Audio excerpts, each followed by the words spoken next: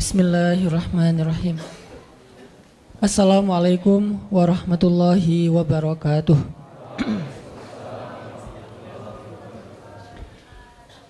Alhamdulillahirabbil alamin, hamdan katsiran tayyiban mubarakan fih kama yuhibbu rabbuna wa yarda. Asyhadu an la ilaha illallah wahdahu la syarikalah, lahul mulku wa lahul hamdu, yuhyi wa yumitu biyadihil khair wa huwa ala kulli syai'in qadir. Wa asyhadu anna Muhammadan abduhu wa rasuluhu la nabiyya ba'dah. Allahumma salli wa sallim wa barik ala sayyidina Muhammadin kama dzakarahu dzakirunal akhyar. Wa salli wa sallim wa barik ala sayyidina wa habibina Muhammadin makhtalafal lailu wan nahar. Wa salli wa sallim wa barik ala sayyidina wa habibina wa nabiyyina wa azimina Muhammad wa alal muhajirin wal ansar. Nahmadullaha ta'ala wa huwal mahmud wa huwal hamdi ahl, wa nashkuruhu wa huwal mashkur wa huwa lisyukri ahl. Rabbi syrah li sadri wa yassir li amri wahlul 'uqdatan min lisani yafqahu qawli. Teman-teman sahabat fillah yang selalu setia dan istiqomah untuk selalu hadir dalam tongkrongan ilmu kita di setiap Rabu malam. Mudah-mudahan Allah Subhanahu wa taala selalu memberkahi waktu dan usia teman-teman semuanya. Mudah-mudahan dimudahkan segala urusannya, diangkat derajatnya, dimuliakan dunia dan akhiratnya. Dan yang pasti disegerakan jodohnya. Kalau doa mah udah 5 tahun ya berdoa gitu ya, tinggal eksekusi. Teman-teman semuanya, pada malam ini kita insya Allah akan membahas satu tema yang menurut saya ini penting sekali. Tema ini terkait nanti dengan banyak realitas dalam kehidupan kita, baik secara pribadi maupun secara masyarakat ataupun berbangsa.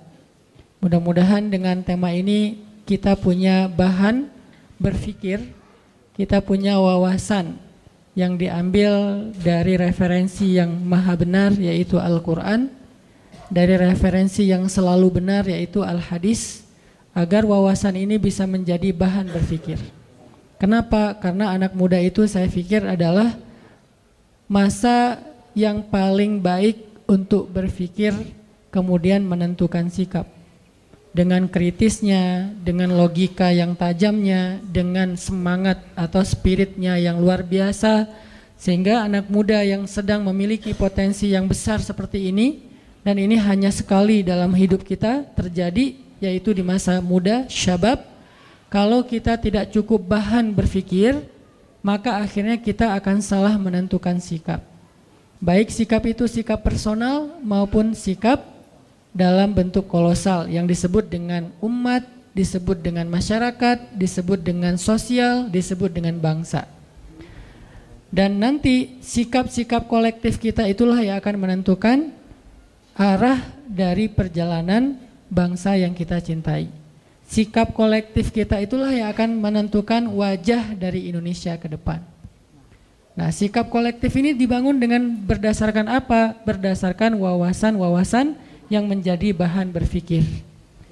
Jadi sedikit demi sedikit kita mencoba, walaupun kita bukan peneliti, kita itu bukan seorang filosof, kita bukan pemikir, tetapi Allah Subhanahu wa taala mengamanahkan kepada kita akal dan hati. Untuk kita gunakan akal itu dan kita jadikan hati sebagai kompas kita dalam menentukan arah.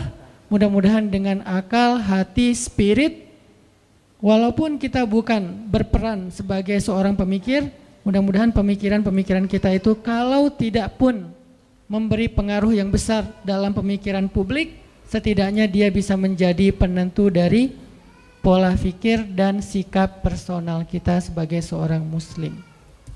Saya anggap ini sesuatu yang penting. Kita malam ini akan membahas tentang sifat munafik.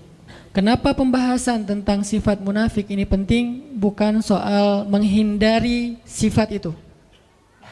Karena kalau menghindari sifat itu, mudah-mudahan buat kita mudah. Kita nggak pengen jadi orang munafik. Ada yang bercita-cita jadi munafik? Nggak mungkin ya. Bercita-cita jadi orang yang kufur kepada Allah juga lebih nauzubillah min dzalik. Dua-duanya bukan life goal siapapun di antara kita. Jadi tujuan kita membahas tentang sifat munafik bukan untuk sekedar terhindar dari sifat-sifat itu. Saya yakin di sini insya Allah nggak ada yang di dalam hatinya ada nifak, ada kemunafikan. Walaupun kita berusaha untuk terus menjaga diri agar terhindar dari sifat-sifat nifak atau kemunafikan.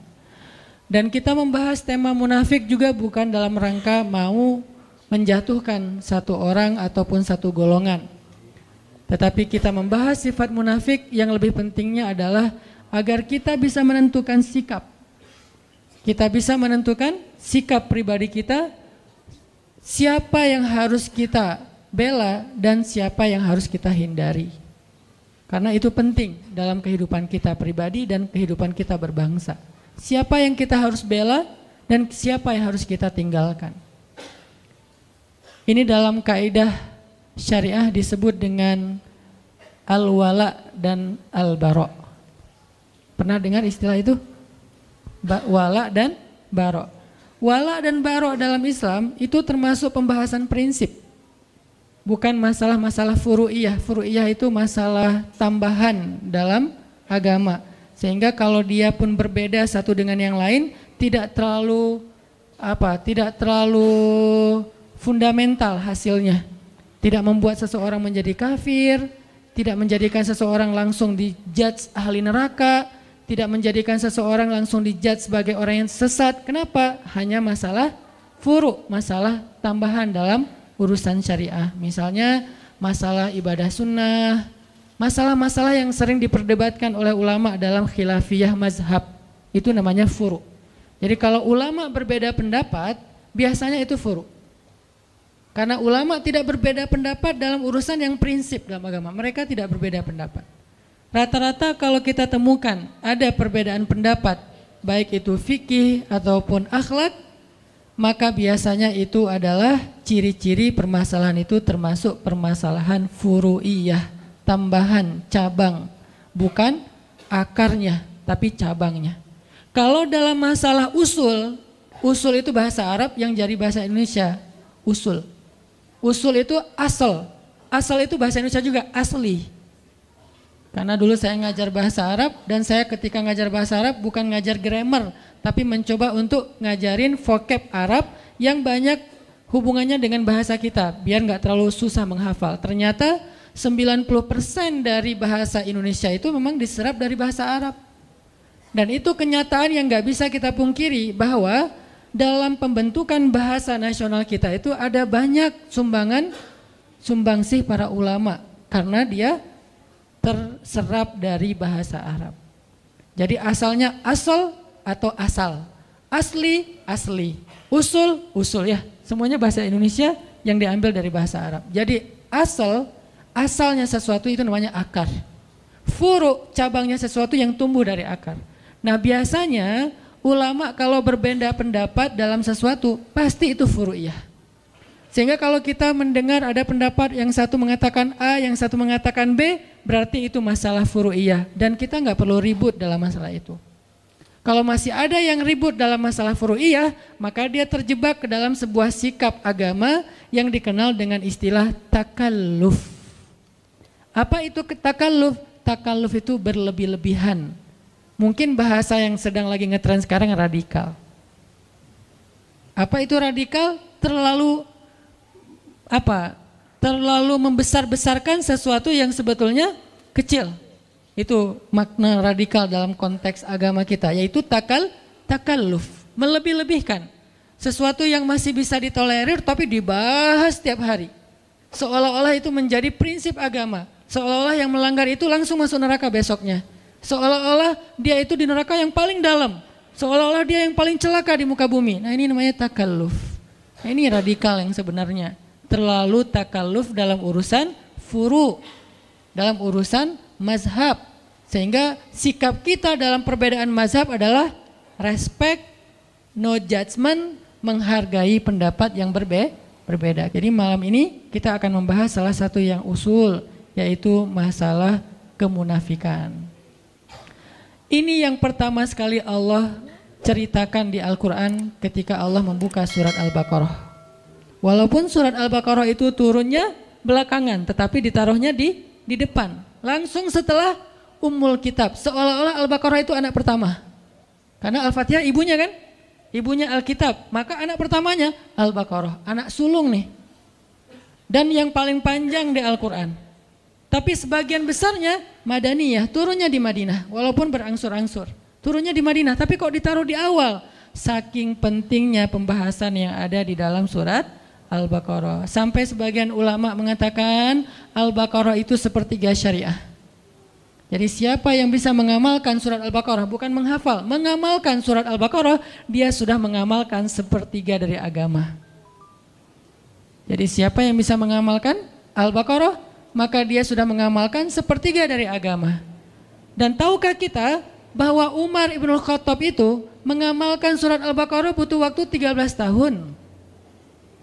13 tahun mengamalkan Al-Baqarah, bukan ngafal. Kalau ngafal buat mereka gampang.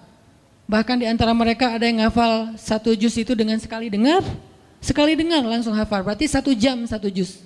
Itu pemecah rekor paling dahsyat. 1 juz 1 jam. Kalau di zaman kita mungkin paling cepat 1 juz 1 hari. Itu juga udah jenius banget. Tapi sahabat menghafal 1 juz lebih 1 lembar, yaitu surat Al-An'am 1 jam. Sekali dengar. Dan 1 jam itu bukan hafalan pertama. Kalau di teman-teman teras tahfiz pasti ngerti lah. Hafalan pertama itu kan yang penting udah hafal, cuman gak lancar, belum bisa di store kan. Belum mutkin gitu. Itu sekali dengar 1 jam mutkin. Dan ukuran mutkinnya gak ada 1 huruf pun yang salah. Gak ada 1 huruf pun yang salah. Siapa dia? Abdullah ibnu Mas'ud.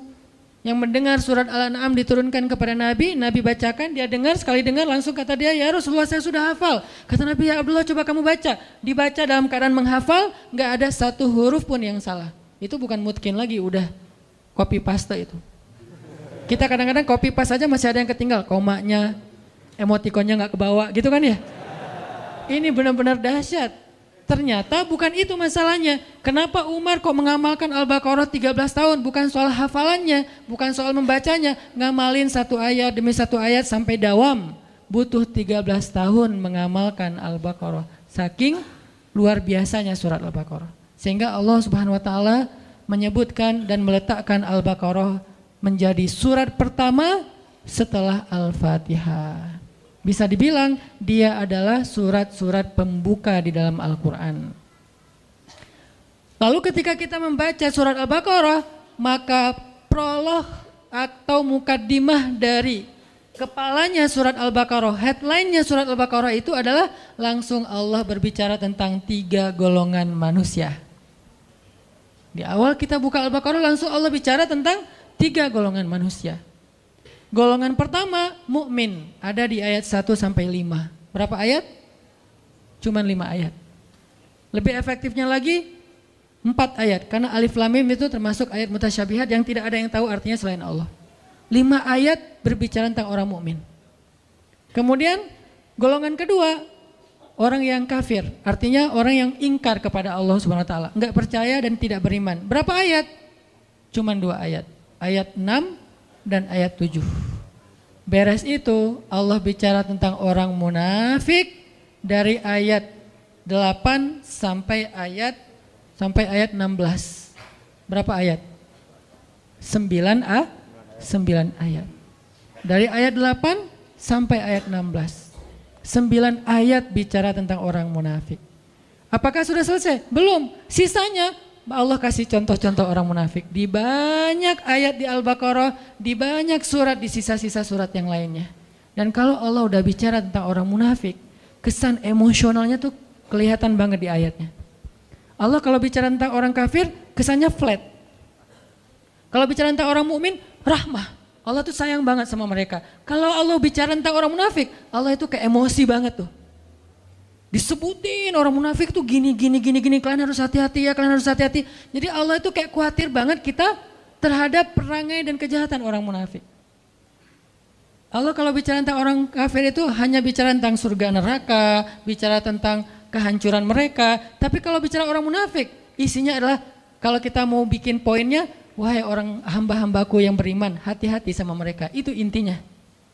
Makanya saking Allah pengen kita hati-hati dengan orang munafik, penjelasan orang munafik di Al-Quran itu tuh detail banget. Contohnya tuh banyak banget. Kenapa? Karena mereka lebih bahaya daripada orang-orang kafir. Dalam perangai, perilaku, gangguan dan siasat mereka kepada orang yang beriman.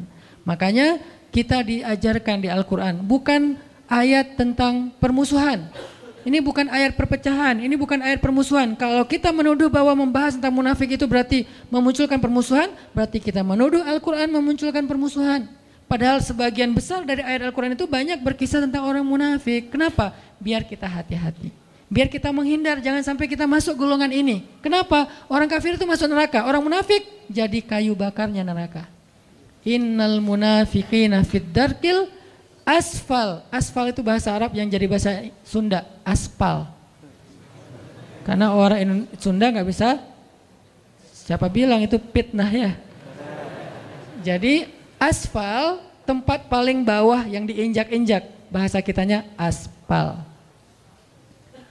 Masa bisa aja sih Ustadz? Benar. Jadi asfali minan nar, aspalnya neraka.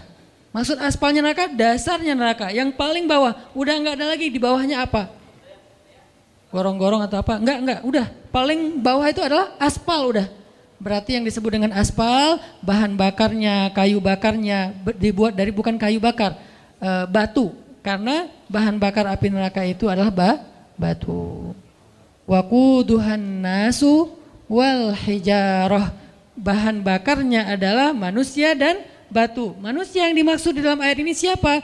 Innal munafiqina fid darkil asfali minan nar, na'udzubillahi min dzalik. Ini sehingga tanpa kita sadari mungkin kita enggak termasuk orang munafik, tapi begitu kita berwala kepada orang munafik, membela orang munafik, berpihak sama orang munafik, mendukung kegiatan-kegiatan kemunafikan, maka kita masuk dalam golongan itu. Dan ini yang bahaya nih. Bukannya kita menjadi munafik, kita tetap sholat, tapi kita mendukung kemunafikan. Kita tetap puasa, tetapi kita membela kemunafikan. Kita tetap bayar zakat, tetapi kita berpihak kepada kemunafikan. Ini bahaya nih. Karena sholat, puasa, dan zakat kita adalah ritual. Tetapi wala dan barok kita justru kepada musuh-musuh Allah Subhanahu wa Ta'ala. Jadi pembahasan kita pada malam ini bukan dalam rangka memecah belah, bukan dalam rangka menghasut, tetapi dalam rangka kita belajar dari Al-Quran agar kita terhindar. Siapa yang merasa dirinya mirip dengan ayat-ayat yang disebutkan, maka tubu ilallah, bertaubatlah segera. Siapa yang merasa tidak mirip, kayaknya bukan saya deh, maka hati-hati supaya kita jangan sampai mendukung orang-orang yang seperti ini. Cuman seperti itu sederhananya moral of the story dari pembahasan tentang al-munafik atau al-munafikun.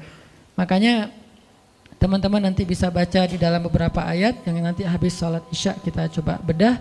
Dan pas sholat isya saya juga akan baca Al-Baqarahnya dari ayat 1 sampai selesai tadi ayat berapa? 18 tentang 3 golongan manusia yang disebutkan oleh surat Al-Baqarah. Barakallahu fiikum. Teman-teman semuanya yang dirahmati Allah Subhanahu wa Ta'ala, kita lanjutkan pembahasan kita tentang al-wala dan al-bara'. Siapa yang kita berpihak, siapa yang tidak kita perlu berpihak. Dalam hal ini kita mengambil salah satu contohnya adalah orang-orang munafik. Jadi dalam konteks Islam kita nggak boleh berpihak kepada orang munafik. Tapi kalau kita kasihan kepada dia secara manusiawi itu sangat boleh, bukan hanya boleh, harus. Jadi kita harus bedakan mana sifat kita sebagai sesama manusia, mana sikap kita dalam urusan agama, itu beda. Kalau konteksnya kemanusiaan itu universal. Kita tuh berbuat baik nggak boleh ngelihat agama. Mau dia muslim, mau non muslim, mau dia munafik, mau dia mukmin, mau dia orang baik, mau dia orang jahat. Kita kalau dalam urusan kemanusiaan maka hak dan kewajibannya sama. Ketika kita ngelihat misalnya ada mantan perampok, yang belum bertaubat, berarti bukan mantan ya. Perampok lah ya, belum bertaubat. Atau penjahat belum bertaubat. Kemudian dia sakit yang parah, terus tergeletak di jalan, nggak ada yang mau menolong dia. Lalu kita lewat dan kita mampu menolong kita, maka di dalam konteks ini kita wajib untuk menolong dia. Terserah dia seorang penjahat, dia seorang ahli maksiat, bahkan dia orang yang musyrik kepada Allah, orang yang tidak beriman kepada Allah. Karena konteksnya di sini adalah konteks kemanusiaan, nggak ngelihat agama, apalagi ngelihat negara ya. Agama aja nggak boleh jadi sekat kalau dalam konteks kemanusiaan, apalagi negara. Jadi kalau kita bicara Palestina, Suriah, mentang-mentang di sana mayoritasnya Muslim terus jadi nggak ditolong? Enggak. Jadi agama aja bukan masalah, apalagi negara. Mentang-mentang mereka bukan orang Indonesia, jadi bukan tanggung jawab kita. Enggak, kalau dalam konteks kemanusiaan, bahkan kalau dia adalah orang Yahudi sekalipun, atau dia orang pagan sekalipun yang menyembah batu ataupun kayu atau menyembah patung, kalau dia adalah terzolimi, maka tugas kita adalah menolong dia dengan apapun yang kita bisa. Makanya kemarin ada salah satu pasien kanker di Bandung, beliau kebenaran non-muslim. Bukan salah satu, ada beberapa orang non-muslim, pasien kanker dan kurang mampu.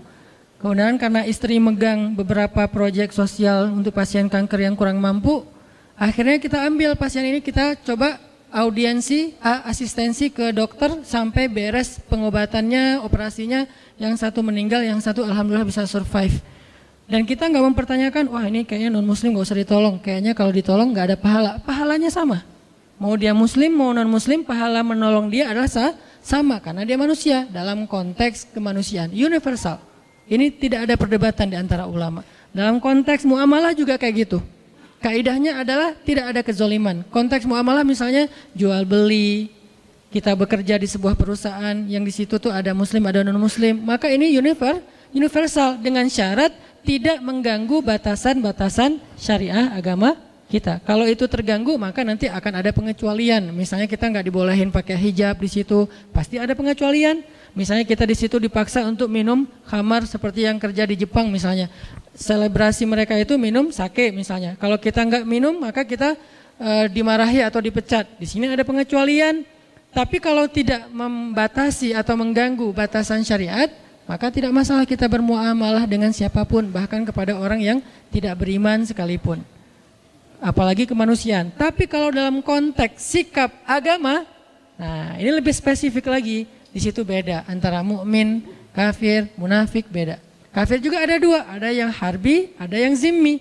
Yang harbi itu yang memerangi kita, yang zimmi dia tidak memerangi kita, maka kita boleh berbuat baik kepada dia. Namanya non-muslim. Yang tidak memerangi kita. Kalau yang memerangi kita dalam Al-Quran disebut kuffar.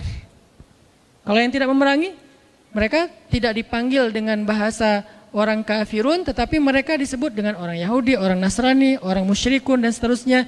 Intinya adalah kita tidak ada kewajiban atau anjuran untuk memusuhi mereka. Mereka adalah saudara kita dalam kemanusiaan, dalam negara, dalam bangsa, dalam suku, dalam konteks apa? Dalam konteks muamalah, dalam konteks kemanusiaan. Kalau dalam konteks agama, kalau mereka tidak memerangi kita, maka kita nggak boleh dilarang untuk menyakiti mereka, apalagi memusuhi mereka. Bahkan jika ada pertikaian antara non muslim dengan muslim, kita nggak boleh berpihak berdasarkan agama.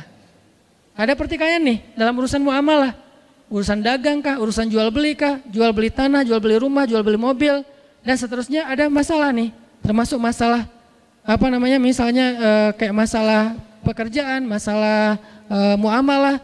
Kalau misalnya ada pertikaian di antara mereka, nggak boleh kita berpihak karena dasarnya agama. Nih saudara saya muslim, saya belain dia. Belum tentu dia benar, bisa jadi dia yang salah. Maka di situ konteksnya adalah adil.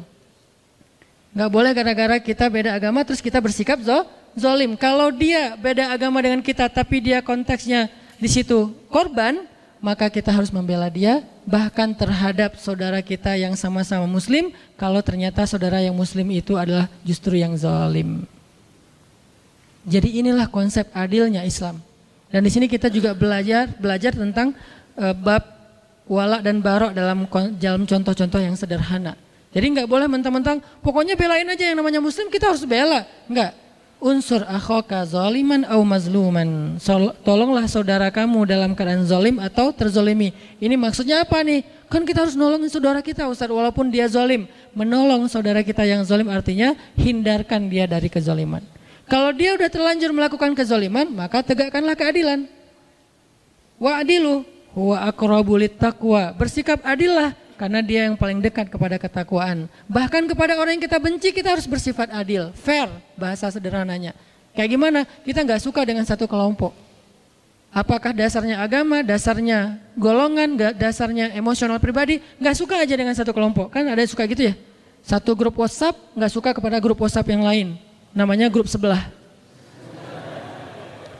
Terus gara-gara kita nggak suka, kita bersikap nggak fair. Ini bukan sifat Muslim. Kenapa Allah berfirman, "Wala yajrimannakum syana'anu qaumin ala alla ta'dilu, i'dilu huwa aqrabu littaqwa." Janganlah kebencian kalian kepada satu grup WhatsApp.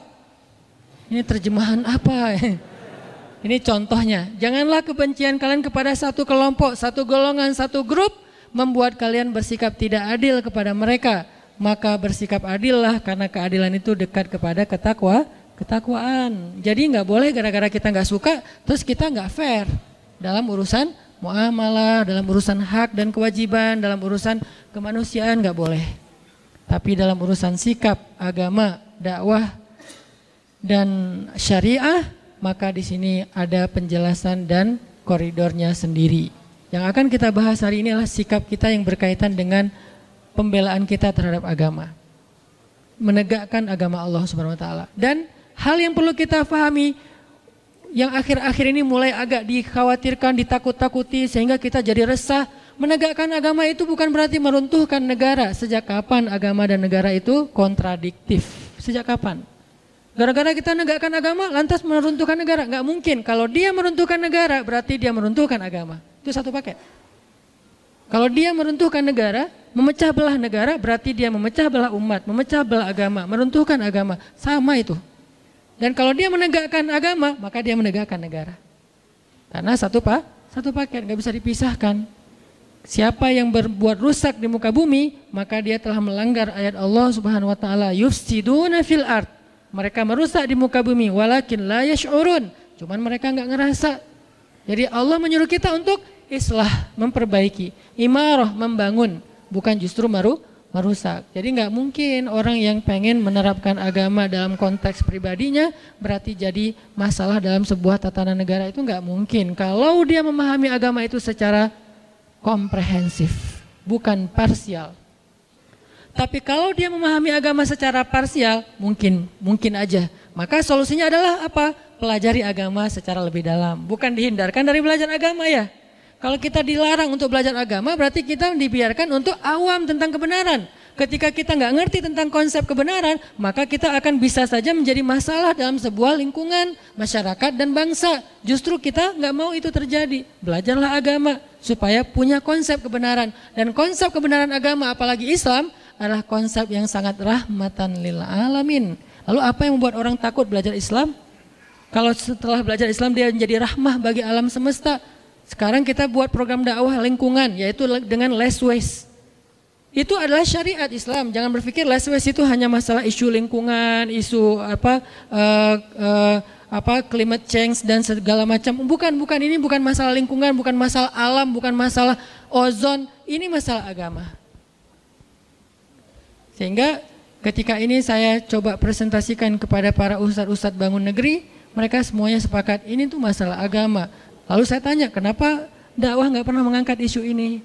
Oh ya, kita baru ngeh sekarang. Ya udah yuk kita angkat isu ini, isu lingkungan. Biar orang lihat Islam itu bukan cuma narasi ibadah. Islam itu bukan cuma sholat 5 waktu, walaupun itu wajib dan tidak ada perdebatan tentangnya. Tetapi dia belum komprehensif, dia masih parsial. Terlalu zoom in-nya kedekatan. Coba zoom out lagi deh. Ketika kita zoom out tentang Islam, kita akan melihat hal-hal yang lain yang luar biasa tentang Islam. Makanya kalau kita pengen menjadi solusi bagi bangsa, pengen jadi kebaikan bagi bangsa, bahkan bagi manusia, bahkan bagi alam semesta, maka belajarlah agama. Makanya kita perlu belajar tentang sifat munafik agar kita tidak terjebak di dalam sifat ini. Saya nggak tahu, mungkin suatu saat di antara teman-teman yang hadir sekarang akan jadi pejabat kah suatu hari nanti? Akan jadi seorang penguasa kah? Mungkin di sini ada yang calon presiden tahun 2000 sekian yang kita nggak tahu ya. Tiba-tiba presiden 2050. Ustadz saya dulu mah jamaah latif. Wah, Masya Allah ya. Kan kita nggak ngerti kan? Jadi ketika nanti antum diberikan amanah kekuasaan oleh Allah, baik itu dalam bentuk jabatan maupun dalam bentuk eksistensi di tengah-tengah masyarakat, public figure, maka kita jangan sampai tanpa sadar terjebak mengambil sikap orang munafik, dan itu bahaya banget. Dan saya yakin semua kita akan jadi pemimpin, terutama yang di depan, minimal pemimpinnya si dia, ya.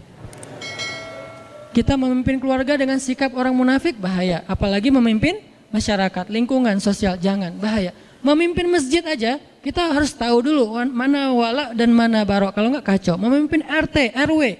Nah, balik lagi kepada pembahasan tentang Al-Baqarah dan Al-Munafikun. Al-Baqarah dan Al-Munafikun ini rata-rata kalau kita baca di Al-Quran suratnya itu semuanya atau hampir semuanya surat Madaniyah. Rata-rata surat yang membahas tentang orang munafik itu surat Madaniyah. Apa arti surat Madaniyah? Atau ayat Madaniyah? Sebagian besar jawabannya surat dan ayat yang turun di Madinah. Gitu? Ternyata bukan. Surat Madaniyah bukan surat yang turun di Madinah. Surat Madaniyah surat yang turun setelah hijrah. Ayat Madaniyah bukan ayat yang turun di Madinah, tapi ayat Madaniyah ayat yang turun setelah hijrah. Kalau dia turun di Mekah tapi setelah hijrah namanya Madaniyah, bukan Makkiyah. Jadi bukan soal tempat, tapi fase dakwah, periodisasi dakwah. Yang turun setelah hijrah semuanya Madaniyah. Mau dia turun di Madinah, mau turunnya di Bani Quraidah, mau turunnya di Khaybar, mau turunnya di misalnya Mekah ketika terjadi perjanjian Hudaibiyah, semuanya Madaniyah. Walaupun turunnya bukan di kota Madinah. Jadi ukurannya adalah peristiwa hijrah. Makanya hijrah ini menjadi sesuatu yang penting dan berharga dalam Islam. Sampai dia menjadi nama penanggalan dalam Islam, tahun Hijriah. Kenapa nggak diambil peristiwa yang lain yang besar juga? Ada Bi'sah, awal Nabi dapat wahyu, namanya tahun Bi'sah 1, Bi'sah 2, Bi'sah 3. Sehingga kita nggak tahu tahun Hijriah, tahunnya tahun Bi'sah, yaitu dapat wahyu pertama. Kenapa nggak Isra Mi'raj, peristiwa yang besar kan, sampai naik ke langit ketemu dengan Allah, sehingga disebut dengan Mi'raj 1, Mi'raj 2, Mi'raj 3, sekarang tahun Mi'raj 1400 sekian Mi'rajiyah misalnya. Kenapa enggak Mi'raj? Kenapa enggak perang Badar? Badar 1, Badar 2, Badar 3. Kenapa enggak wafatnya Nabi? Wafat Nabi 1, wafat Nabi 2, seperti agama yang lain setelah wafatnya Nabi mereka. Kenapa hijrah? Saking pentingnya peristiwa hijrah dalam Islam yang merubah banyak hal dalam konsep dakwah. Itu kenapa kita mengangkatnya menjadi sebuah isu yang kemudian kita jadikan tren, yaitu tren hijrah.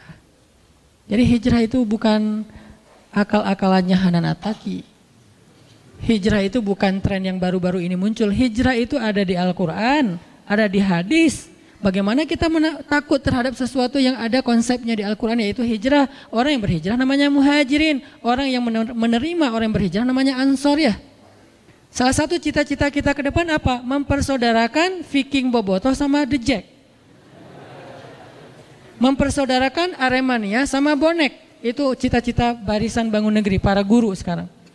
Kita persaudarakan 4 supporter bola terbesar di Indonesia. Ikonnya supporter bola. Kalau berhasil mu'akhad bainal Viking wa The Jack wa baina Aremania wa Bonek, berarti dakwah ini luar biasa. Lewat apa? Lewat hijrah. Alhamdulillah dulu teman-teman motor kan lewat hijrah juga. Kita akhirnya berubah dari yang disebut awalnya orang nyebutnya geng motor, kemudian menjadi ormas. Di dalamnya ada divisi dakwah. Kemudian kita belajar Islam bareng-bareng. Kemudian banyak yang bertobat. Kemudian akhirnya gerakan teman-teman dari XTC, Moonraker, Brigas, GBR ngapain?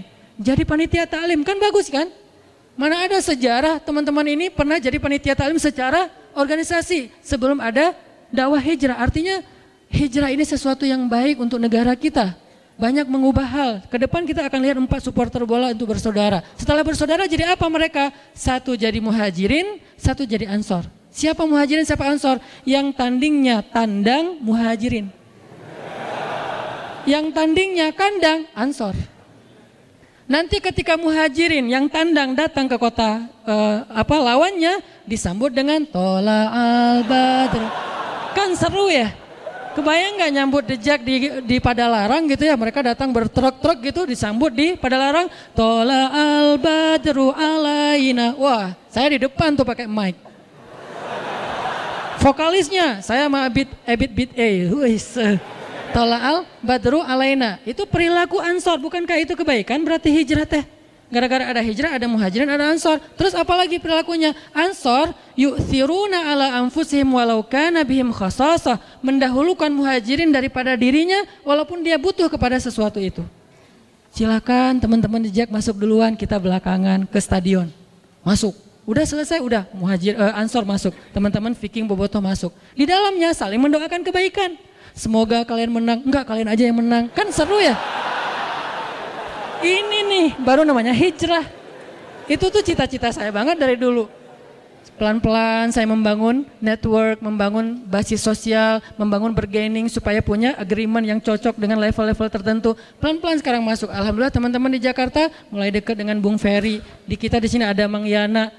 Pelan-pelan suatu saat nggak ada lagi adegan pembunuhan, pengeroyokan, kezoliman yang kayak sering kita lihat baik di The Jack maupun di Bobotoh sama-sama punya korban, nggak ada lagi. Yang ada saling mendoakan. Semoga kalian menang, kalian aja. Akhirnya rame lagi gara-gara itu ya.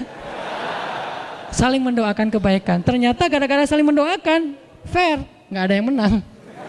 Seri, asal tanding di sini seri, asal tanding di Jakarta seri. Yang lain baru kita doakan yang berbeda. Artinya kayak luar biasa gitu. Nanti pas pulang dianterin, dikasih bekal, bawain apa misalnya, sebutlah oleh-oleh Bandung, khas Bandung gitu kan ya. Buah-buah yang ranum atau apalah gitu kan. Bawain peyem kayak apalah. Bawain bala-bala, banyakin cengeknya, kasih. Kan biar gregetan gitu kan. Wah Masya Allah, karena saya makan bala-bala gak ada cengek, gak ada rasanya. Pas kita ke Jakarta dibawain apa, ondel-ondel atau apalah sama teman-teman. Ini semuanya adalah karena hijrah. Itu tuh goal dari program hijrah kita, bukan sekedar ngaji. Ngaji ini adalah cara kita untuk mengupgrade kapasitas spiritual dan wawasan. Tapi praktek sesungguhnya dari hijrah itu adalah behavior, perilaku kita. Baik itu perilaku personal maupun perilaku sosial. Perilaku sosial itu tadi mu'akhad, persaudaraan antara kita. Dan itu udah terjadi di Bandung dengan ikonnya anak-anak motor. Itu bukti bahwa hijrah itu ternyata solusi untuk bangsa. Kenapa kita malah takut? Aneh kan? Logikanya harus kita asah lagi nih. Dengan apa mengasah logikanya? Dengan Al-Quran, dengan hadis Rasulullah SAW. Berarti kalau ini menjadi solusi untuk bangsa, berarti Rasulullah itu orang yang sangat berjasa bagi bangsa kita. Karena Rasul yang udah ngajarin tentang konsepsi hijrah ini kepada kita, yang konsep itu lalu saya convert, saya terjemahin bersama dengan para guru untuk menjadi program sosial. Berarti Rasul berjasa banget. Rasul berjasa untuk kita sejak dulu. Nanti berjasa lagi di padang mahsyar. Kita pikir udah selesai urusan kita sama Nabi. Belum selesai. Satu-satunya urusan dengan manusia yang dibawa sampai ke akhirat, itu cuma Nabi loh. Kita dengan pasangan kita aja udah beres. Memang sehidup semati, tapi tidak sehidup lagi. Sehidup lagi udah pisah. Ketemu lagi di surga ya kalau masuk surga dua-duanya. Kalau salah satu di surga yang salah satu di neraka, na'udzubillah min zalik, maka dia akan dipasangkan lagi dengan pasangan yang sesuai dengan dia. Na'udzubil, kan gak rela banget ya, udah di neraka terus dia selingkuh gitu kan ya. Jangan sampai. Makanya kalau dua-duanya di surga, balik lagi bareng. Makanya Rasul itu berjasa untuk kita bukan cuma di dunia teman-teman, sampai di padang mahsyar. Satu-satunya manusia yang teman-teman bisa lihat di YouTube beberapa booster saya tentang Rasulullah yang paling sibuk di akhirat, yang paling sibuk mengurus orang lain itu cuma satu orang, Nabi Muhammad SAW. Yang lain semuanya ngurus diri sendiri. Semuanya berlaku kalimat kullum ri'im minhum yawma idzin sya'nun yughnih. Semua orang pada hari itu sibuk dengan urusannya sendiri-sendiri. Illa Rasulullah SAW yang sibuk dengan urusan umatnya. Makanya nggak terputus urusan kita dengan Nabi, nggak terikat dengan zaman, tempat, terus sampai lintas zaman dunia dan akhirat. Jadi kita balik lagi Ternyata pembahasan tentang orang munafik itu muncul setelah hijrah. Bukan di Madinah, setelah hijrah. Kenapa baru muncul munafik ini? Gerakannya, kekacauannya setelah hijrah. Karena Islam setelah hijrah itu mulai eksis. Sebelum hijrah, Islam itu tertindas. Islam itu tersembunyi. Hanya ada di beberapa golongan-golongan kecil, yaitu orang-orang yang lemah di kota Mekah. Tapi setelah hijrah, Islam itu eksis, kuat, berpengaruh. Muncullah orang-orang munafik. Muncullah ayat-ayat tentang munafik. Muncullah surat Al-Munafikun. Cari di Al-Quran itu surat apa? Madaniyah. Surat yang turun setelah hijrah. Jadi nggak heran kalau kemunafikan dalam berbagai macam bentuk-bentuknya itu muncul setelah Islam semakin eksis dan berpengaruh. Orang mulai datang ke masjid beramai-ramai. Yang dulunya kita susah banget ngelihat anak muda ramai di masjid seperti sekarang ya. Dulu masjid itu diramaikan oleh siapa? Oleh kakek-kakek. Sekarang fenomenanya Masya Allah. Setelah hijrah dalam konteks kekitaan, maka yadkhuluna fi dinillahi afwaja. Orang berbondong-bondong masuk ke dalam agama Allah. Agama di sini bisa artinya syariat, bisa artinya masjid, bisa artinya taklim. Berbondong-bondong. Baik itu kajian saya, kajian Ustaz Abu Somad, kajian Ustaz-Ustaz yang lain, semuanya ramai. Lebih ramai daripada konser. Setelah apa? Setelah hijrah. Maka dalam satu paket, begitu hijrah muncul, eksistensi Islam muncul, muncullah kemunafikan. Kenapa dia muncul? Baru dibedah oleh Al-Quran. Kemunafikan itu kenapa kok munculnya setelah hijrah? Terus perangainya kayak gimana? Itu kenapa surat-surat atau ayat kemunafikan itu rata-rata madaniyah. Pertanyaan berikutnya, kenapa kemunafikan muncul setelah hijrah dan Islam eksis? Salah satu masalahnya adalah ciri-ciri orang munafik atau golongan munafik adalah dengki. Bahasa Arabnya hasadin. Makanya ada doa min syarri hasidin idza hasad, dari kedengkian orang yang dengki. Dia dengki dengan keislaman, dia dengki dengan eksistensinya kaum muslimin. Dia dengki, dia nggak suka. Bahasa lainnya selain hasad apa? Ghillan. Makanya di dalam Al-Quran Allah mengajarkan kita juga doa. Wala taj'al fi qulubina ghillal lilladzina amanu. Ya Allah, jangan jadikan di dalam hati kami rasa dengki kepada sesama orang beriman. Jadi kalau kita dengki kepada kelompok-kelompok kaum muslimin gara-gara dia lebih eksis, maka jangan-jangan di dalam hati kita ada kemunafikan wal iyazubillah. Kalau kemunafikan itu baru di hati aja, maka ini masih munafik kecil. Kalau kemunafikan itu kemudian berbentuk cara kita, sikap kita menghalang-halangi kebaikan dan dakwah, berarti sudah masuk kemunafikan besar. Dan itu berlakulah ayat innal munafiqina fid darkil asfali minan nar, na'udzubillah. Kalau kemunafikannya masih dalam hati, masih kemunafikan kecil. Saya nggak suka ngelihat kajian itu ramai. Saya nggak suka ngelihat masjid kok ramai sekali. Berarti dia dalam hati doang. Kalau dia lalu dengan kedengkian itu kemudian membuat sebuah penghalang agar orang tidak lagi bisa meramaikan masjid, dia halang-halangi, dia fitnah, dia pecah belah, berarti sudah dengkinya, kemunafikan yang besar. Dan kalau sudah kemunafikan yang besar, bahasanya Allah di surat Al-Munafikun apa? Humul aduwu fahzarhum. Mereka itu musuh dan hati-hatilah kalian terhadap mereka. Sekarang kita tinggal ngelihat diri kita masing-masing. Apakah kita dengki terhadap kelompok sesama kaum muslimin? Taklimnya rame, taklim yang di sana rame, kajian yang di sana rame, festival yang itu kok rame banget, berbondong-bondong orang datang. Ada 1, 2, dan 3 sekarang ya. Masjid di sana kok ramai dengan anak muda, masjid di sana ramai dengan ibu-ibu taklim, yang di sana ramai dengan bapak-bapak atau kakek-kakek. Masing-masing punya segmentasi yang berbeda-beda ya. Kajiannya berbeda-beda juga. Masjid di sana tuh kajiannya rutin, masjid di sana tuh hari Ahad, namanya jihad, pengajian hari Ahad, bebas.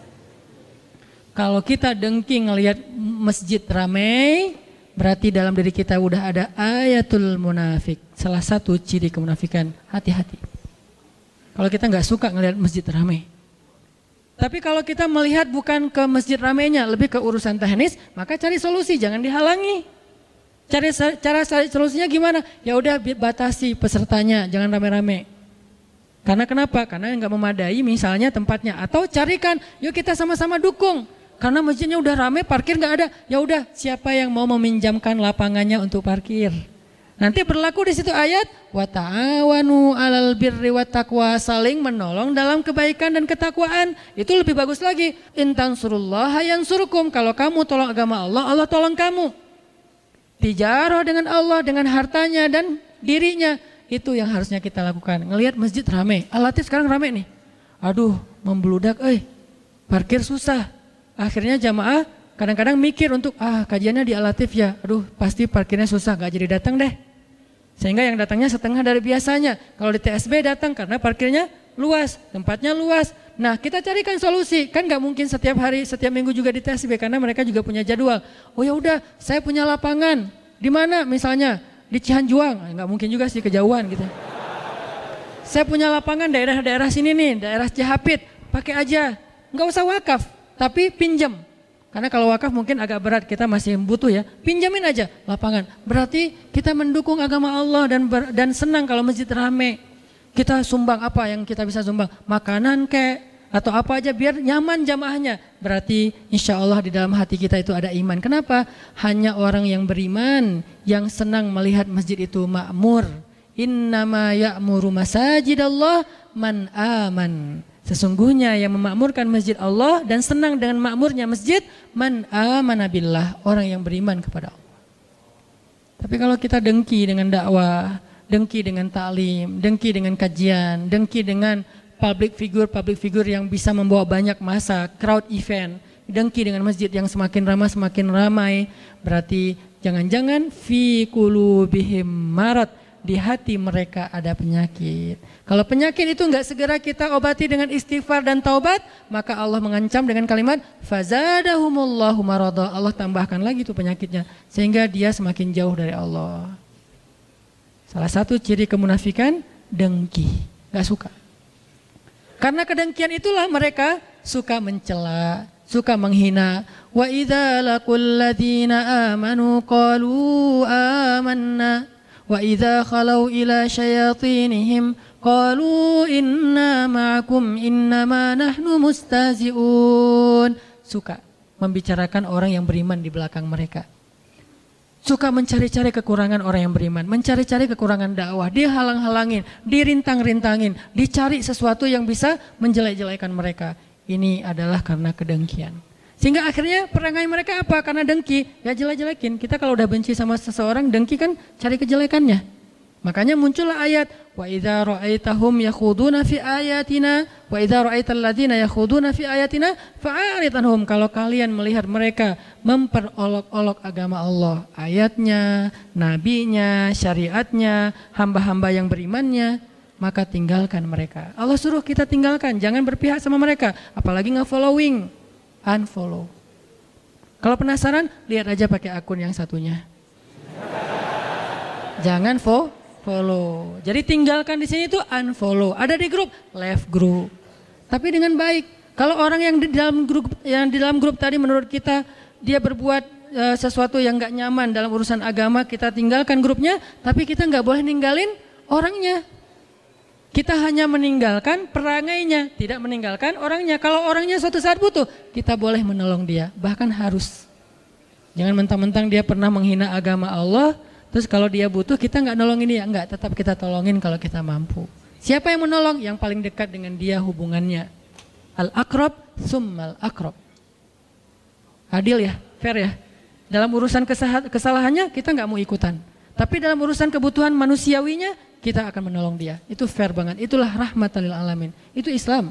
Bukan ditinggalkan sama sekali. Itu ekstremis. Bukan juga berpihak banget sama dia. Itu namanya cari muka. Atau dia labil nggak punya sikap. Islam itu wasaton, tengah-tengah. Arti tengah-tengah bukan labil. Dia dalam satu hal bersikap tegas, di sifat yang dalam hal yang lain dia bersikap penuh dengan kasih sayang. Satu, dengki, penyakitnya. Dua, penyakit munafik adalah sombong. Penyakit hatinya orang munafik adalah sombong. Memandang orang-orang yang beribadah kepada Allah, memandang orang-orang yang taat kepada Allah itu rendah.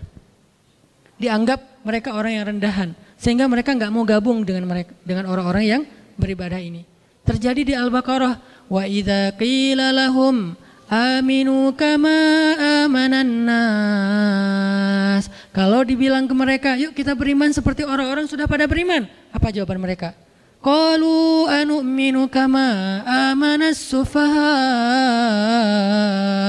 Masa kami mau beriman seperti orang-orang Sufaha. Apa arti sufaha? Arazil. Apa arti arazil? Rendahan. Jadi mereka menganggap rendah kepada orang lain.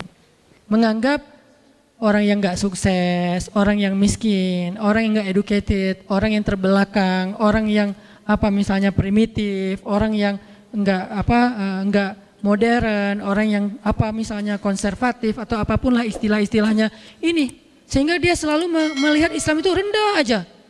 Islam ini ya kasihan, Islam ini penuh dengan masalah, Islam ini jelek, Islam ini apa? Dia selalu melihat kejelekan-kejelekan kaum muslimin dan merendahkan kaum muslimin. Ini karena sombong. Dan ketika kita baca di surat Al-Kahfi, ada perumpamaan yang Allah angkat dari sebuah kisah tentang dua orang laki-laki kan, yang satu diberikan harta dan diberikan pengikut yang banyak, followersnya banyak. Yang satu lagi nggak diberikan harta dan tidak diberikan pengikut yang banyak, dia bukan selebgram. Yang selebgram ini bilang harta saya lebih banyak dan pengikut saya lebih kuat. Ternyata hasilnya apa dengan kesombongan dia? Akhirnya Allah Subhanahu wa taala membinasakan dia dengan ditenggelamkan ke dalam bumi dan dibakar hangus seluruh harta-hartanya oleh Allah Subhanahu wa taala. Ini karena sombong. Dan kesombongan adalah salah satu di antara dosa besar, sampai disebut sebagai di antara mengambil satu di antara dua kain Allah Subhanahu wa taala. Jadi kalau dalam ibadah umroh dan haji itu kita pakai ihram, ada yang bawahan, ada yang atasan, seperti rida. Maka kata Allah, Allah punya dua helai kain. Nah, salah satunya adalah kesombongan. Siapa yang menyombongkan diri, dia telah mengambil salah satu di antara pakaian Allah. Arti pakaian Allah itu kehormatan Allah, dan itu nggak boleh diambil oleh makhluk. Hanya Allah yang boleh sombong. Makanya al-mutakabbir cuma Allah. Kita nggak boleh. Sehingga siapapun yang di dalam hatinya ada mithqala dzarrah, sekecil zarrah kesombongan, la yadkhulul jannah, tidak akan masuk surga.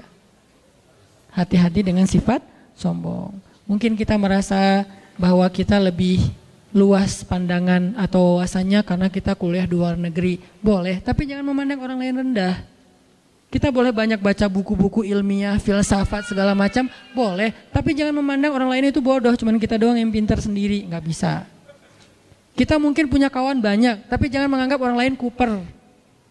Anak masjid mah kurang gaul, kurang banyak teman dan seterusnya. Nggak bisa, sehingga kita merasa gengsi untuk duduk dengan anak masjid. Gengsi untuk duduk di teras masjid, gengsi untuk duduk di dalam masjid, gengsi untuk duduk dalam dakwah. Nggak boleh, ini adalah kiber, ini adalah sombong. Dan kesombongan itu salah satu sifat orang munafik. 2. Yang ketiga, di antara ciri-ciri orang munafik yang harus kita hindari adalah mereka suka cari muka. Apa cari muka? Kalau di dalam surat An-Nisa itu disebutkan dengan bahasa mudzabdzabina baina dzalik. La ilaha ula wa la ilaha ula. Dia enggak ke sini, enggak ke sana. Dia tergantung kondisi. Kalau lagi orang Islam kuat, dia tiba-tiba mengaku bahwa dialah yang paling banyak, dia mendukung Islam banget, buat dia Islam itu adalah segalanya, segala macam. Tapi begitu ketemu dengan yang anti-Islam, dia bilang kita ini sama. Nah, ini munafik banget nih. Kan kita nyebutnya hipokrit kan? Karena dia bermuka dua. Sekali kita jadi teman, dia jadi teman kita, sekali jadi musuh kita. Di depan jadi teman, di belakang jadi musuh. Nah, ini kemunafikan. Dan ini kadang-kadang prakteknya bukan hanya dalam urusan agama, termasuk dalam urusan ngegeng ya. Dalam ngegeng di grup, kan dia ada di 2 grup. Kebenaran dia orangnya santuy kan. Jadi nggak pernah left grup. Di grup ini dia ada, di grup sebelah juga ada. Di grup sebelah dia ngomongin grup yang ini. Di grup ini dia ngomongin grup yang sebelah. Nah ini paling bahaya nih. Orang yang kayak gini yang grup harus nge-leave-in dia. Jangan dia yang left, karena dia nggak akan pernah left grup. Grup yang harus left dia. Caranya grup left dia, bikin lagi aja grup baru, cuman dia doang yang nggak di-invite. Karena dia adalah racun di dalam tubuh kita yang memecah belah di antara kita. Jadi menghasut di sana, menghasut di sini. Akhirnya namimah. Kalian tahu nggak di grup sebelah lagi ngomongin apa? Ngomongin apa? Ngomongin kalian. Aku tuh nggak bohong ya. Ini aku capture, aku di forward. Soalnya aku sayang sama kalian. Jadi aku ngomongin apa yang mereka omongin tentang kalian. Itu bukan sayang. Itu namanya namimah, adu domba. Karena yang benar gimana? Kalau kita pun tahu mereka membicarakan yang di sini, jangan sampai orang ini tahu. Kenapa? Biar nggak rame. Kita diamin. Cukup sampai di kita aja. Jangan di save chatnya, jangan di capture. Terus gimana kalau perlu del chat? Chatnya kita di delete supaya kita nggak ada kesempatan untuk memberitahu ke sebelah. Terus kalau ditanya, ya di grup sebelah lagi ngomongin kita ya? Enggak kok. Oh, bohong dong kalau gitu Ustadz. Salah satu dusta yang dibolehkan di antara 3 adalah dusta demi mendamaikan di antara 2 orang mukmin yang bertengkar. Tapi niatnya mendamaikan ya, bukan cari keuntungan. Ada 3 kan dusta yang dibolehin. 1, dusta dalam perang. Masa perang kita jujur? Kami itu pasukannya jumlahnya sekian, strateginya ini. Jadi kalian siap-siap ya, nanti kita ketemu ya. Di mana ketemunya Sherlock dong? Nah, ini perang atau janjiannya. Dalam perang, kata Nabi, al-harbu khida. Perang itu tipu muslihat. Jadi kalau dalam peperangan orang berbohong, menipu musuh, itu sesuatu yang dibolehkan. Emang harusnya kayak gitu. Masa mau jujur, saya orangnya gak bisa bohong. Kalian mau nanya apa? Gak bisa bohong. 2, mendamaikan di antara mukmin yang bertengkar ya. Bukan mukmin yang lagi baik-baik aja terus kita bohong, enggak. Lagi bertengkar. Yang 3, berdusta untuk masa lalu terhadap pasangan halal. Dengan niat mau bertaubat dan melupakan, bukan modus pengen balikan.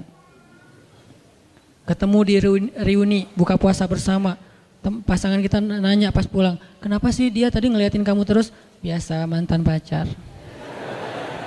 10 tahun loh kita pacaran, Pak. Itu nggak boleh. Aku kan orangnya jujur, Pak, nggak ada yang ditutup-tutupin. Nggak boleh, itu jujur yang membinasakan. Jujur yang berdosa, nggak boleh jujur. Terus gimana? Enggak, mungkin dia kayak lagi pangkling aja ngeliat kok aku udah nggak pakai kacamata misalnya atau apalah ya. Bilang apa aja, tapi dengan niat kita nggak akan balikan, bukan jadi modus. Kalau modus, innallaha alimun bidzatis sudur. Allah lebih tahu isi hati. Nah, orang munafik itu suka mencari muka. Sekali ngomongnya A, sekali ngomongnya Z. Pertama dia menghina kita, tapi di sisi lain dia memuji kita. Ini maunya apa sebetulnya? Nah ini nih nggak bisa dipegang orang kayak gini. Dia harus jelas keberpihakannya kemana. Tapi dia nggak perlu mencela siapapun. Saya jelas keberpihakan saya, tapi saya nggak suka mencela dan saya nggak suka terlibat dalam debat di sosial media. Jarang teman-teman ngelihat saya berdebat di sosial media. Kenapa? Buat saya perdebatan di sosial media itu tidak produktif, kecuali argumentatif ya. Karena ada juga perdebatan yang argumentatif, dia menjelaskan gagasan, oke itu bagus. Tapi kalau perdebatannya bentuknya saling membuli, ngapain? Sesama mukmin kita membuli. Nah, sesama yang ke masjid jangan saling mengganggu. Udah aja yang datangnya sholatnya apa misalnya qobliyahnya 2, yang nggak pakai qobliyah juga mangga. Kan ada masjid yang nggak pakai qobliyah, sholat tertentu kan, habis azan langsung iqomah, kecuali kalau kita memang karena ada taklim. Ada juga yang walaupun bukan rawatib dia nunggu orang supaya nanti bisa iqomah udah penuh jamaahnya. Ini mazhab. Dia bermuka 2, yudzabzabina baina dzalik. Yang keempat, di antara ciri orang munafik itu adalah memecah belah. Wa idza qila lahum la tufsiduna fil ard qalu innama nahnu muslihun. Kalau dikasih nasihat janganlah kalian merusak di muka bumi, salah satu di antara maksud merusak adalah memecah belah. Jadi ajaran kita, narasi kita, ajakan kita, broadcast kita, postingan kita harusnya mempersatukan. Tapi kita tetap harus mengedukasi. Jangan gara-gara kita takut memecah belah terus akhirnya kita diam dan tidak mengedukasi apa-apa. Ketika kita posting tentang Suriah, tentang Rohingya, tentang Suriah, kita mengangkat sesuatu agar masyarakat aware untuk membantu. Bukan kita sedang memecah belah. Ketika kita bicara tentang negara, bukan memecah belah, tetapi agar kita semuanya aware dan care dengan negara kita. Yang membangun negara itu bukan cuma para politikus, kita rakyat juga punya hak membangun negara dengan karya. Makanya kita saling share supaya yuk kita bangun negara bareng-bareng. Dimulai dari mana? Karena kita muslim dari masjid. Tapi jangan sampai kita saling menjelekkan dan kemudian akhirnya menjudge orang lain. Yang kelima, orang munafik itu adalah ucapannya manis. Makanya Allah berfirman di surat Al-Munafikun, kalau kalian melihat penampilan mereka, kalian akan kagum karena penampilan mereka kayak orang-orang yang berpendidikan, ilmiah banget. Kemudian kalau mereka bicara, kalian akan takjub mendengar ucapan mereka. Ucapannya itu kayak benar gitu, kayak yang benar. Padahal mereka tuh berargumen untuk menumpulkan pemahaman orang terhadap agama Allah Subhanahu Wa Taala. Jadi tidak semua orang yang pandai bicara berarti harusnya dia benar. Maka yang menjadi ukuran kebenaran dan yang salah bukan argumentasi seseorang, tetapi apa dasarnya, apa referensinya. Kalau dasar dan referensinya ayat Allah, hadis Rasulullah SAW, maka mudah-mudahan dia adalah orang yang berkata qaulan sadida, ucapan yang jujur, ucapan yang benar. Tapi kalau yang dia bicarakan itu justru bertolak belakang dengan ayat Allah, bertolak belakang kaidahnya, bukan mana ayatnya. Kadang-kadang nggak harus persis ayatnya, tetapi dia tidak bertolak belakang dengan ayat Allah, maka itu benar. Tapi kalau bertolak belakang, Allah mengatakan tutup aurat, dia bilang suruh buka. Allah mengatakan nikahlah, dia bilang jangan nikah. Nah ini bertolak belakang nih. Kalau bertolak belakang, kita jangan lihat argumennya, tapi lihat dalilnya. Bertentangan nggak dengan agama Allah? Bertentangan nggak dengan syariat? Kalau ada orang mengajak, yuk kita nikah segera mungkin, nikah muda, jangan takut nanti Allah yang kasih rezeki, karena saya udah mempraktekkan itu. Saya udah punya pengalaman dan pengalaman itu saya share. Saya menikah nggak punya modal. Menikah nggak punya modal, tapi Allah modalkan, kemudian Allah mudahkan segala urusan. Punya anak awalnya nggak punya modal, makanya bawa ke bidan karena yang paling murah. Akhirnya bidannya lagi sekolah, saya lahirin sendiri. Istri saya ngelahirin, saya yang bidanin maksudnya. Ngebidanin sendiri. Kenapa? Karena nggak sanggup membawa ke rumah sakit. Tapi apakah udah berakhir hidup saya? Enggak. Setelah itu Allah kasih rezeki. Ujian rezeki. Karena kenapa? Fa inna ma'al usri yusra. Sehingga saya mengajak, memotivasi anak muda, yuk nikah. Tujuannya apa? Biar kita tidak terjebak dalam pergaulan bebas, perzinahan yang diawali dengan pacaran, yang diawali lagi dengan pacaran Islami. Ya. Karena semuanya adalah bahasa talbisul iblis. Kita tinggalkan pacaran, udah pacarannya habis nikah aja. Itu tuh goals dari saya membawa tema-tema jomblo fisabilillah. Bukan masalah jomblonya sebetulnya, masalah fitnah, masalah menjaga kehormatan, tapi mengajak menikah. Tapi kemudian muncul lagi wacana untuk mempersulit pernikahan. Nah ini juga bahaya nih. Makanya kita harus sama-sama meneliti mana yang terbaik untuk bangsa kita. Cari solusi. Kalau menurut saya anak muda itu dikasih beasiswa nikah. Siapa yang menikah beasiswa mahar. Kemudian bahkan di beberapa negara di Turki itu siapa yang menikah dengan perempuan Suriah itu dibiayai oleh negara. Kenapa? Karena perempuan Suriah itu tidak ada yang merawat. Mereka itu pengungsi, mereka yatim piatu. Jadi siapa yang menikahi perempuan Suriah maka dibiayai oleh negara.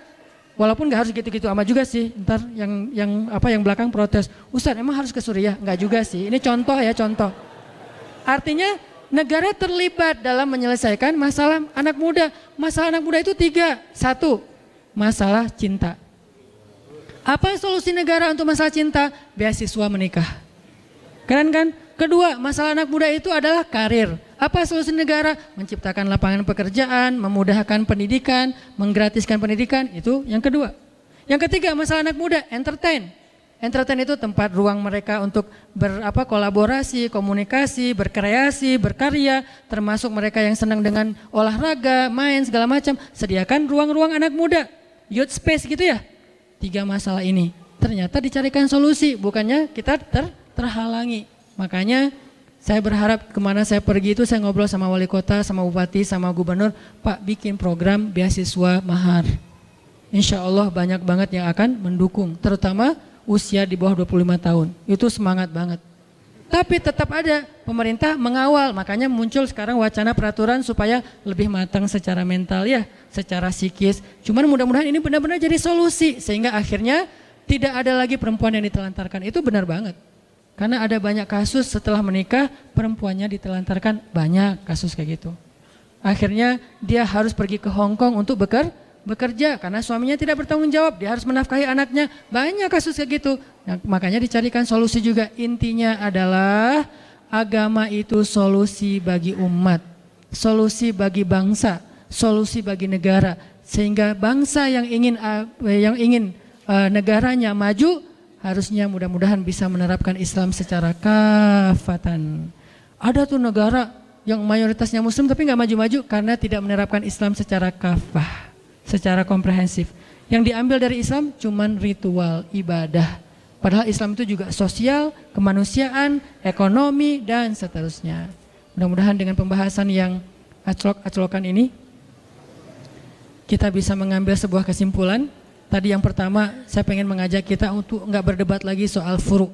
Saya menghargai teman-teman dari Madinah yang berpendapat masalah tekstual syariah, tapi saya juga berharap teman-teman Madinah hargai lulusan Kairo yang berpendapat kontekstual. Kita punya dua pandangan yang berbeda yang menjadi akar perbedaan pendapat fikih. Rata-rata kayak gitu. Saya, Ustadz Abdul Somad, dan beberapa ustadz yang lulusannya dari Kairo biasanya pendapatnya kontekstual. Tapi teman-teman yang rata-rata dari Mekah Madinah biasanya berpendapat tekstual, dan itu baik, dua-duanya baik. Ada pendapat dan dalilnya yang sama bahkan. Tinggal saling menghargai. Satu. Dua, kita harus belajar tentang Islam secara komprehensif. Biar kita nggak terjebak di dalam ritual saja. Seolah-olah kalau udah hijrah masuk masjid udah selesai urusan kita, enggak. Kita harus peduli dengan keluarga kita, peduli dengan tetangga kita, peduli dengan lingkungan dan masyarakat kita. Walaupun tidak harus peduli tentang mantan kita. Jadi kita peduli kepada sosial. Mantan gimana pedulinya? Suruh orang lain aja yang peduli. Kita fokus dengan diri kita supaya bisa move on. Yang ketiga, pelajarilah sesuatu yang buruk supaya kita bisa menghindarinya, bukan supaya kita melakukannya. Makanya seorang ulama bernama Ibnul Musayyab mengatakan, orang semuanya belajar masuk surga, sedangkan saya belajar tentang neraka. Semua orang belajar tentang surga, gimana biar bisa masuk surga duluan tanpa hisab segala macam. Tapi saya belajar tentang neraka agar saya bisa menghindarinya. Jadi kita kadang-kadang belajar tentang sifat orang yang beriman, tapi kadang juga kita belajar tentang sifat orang munafik agar kita bisa terhindar dari sifat kemunafikan. Barakallahu fikum. Mudah-mudahan Allah cabut kedengkian dari hati kita, kesombongan dari hati kita. Jangan sampai kita menjadi termasuk orang-orang yang menghalangi jalan Allah, menghalang-halangi agama Allah, menghalang-halangi dakwah di jalan Allah Subhanahu wa taala. Yasudduna an sabilillah, mereka menjadi batu sandungan di jalan Allah Subhanahu wa taala. Mudah-mudahan kita tidak termasuk golongan tersebut, dan mudah-mudahan Allah Subhanahu wa taala membimbing kita agar kita menjadi orang yang mukminuna haqqa, mukmin yang sebenar-benarnya. Barakallahu li wa lakum. Wassalamualaikum warahmatullahi wabarakatuh.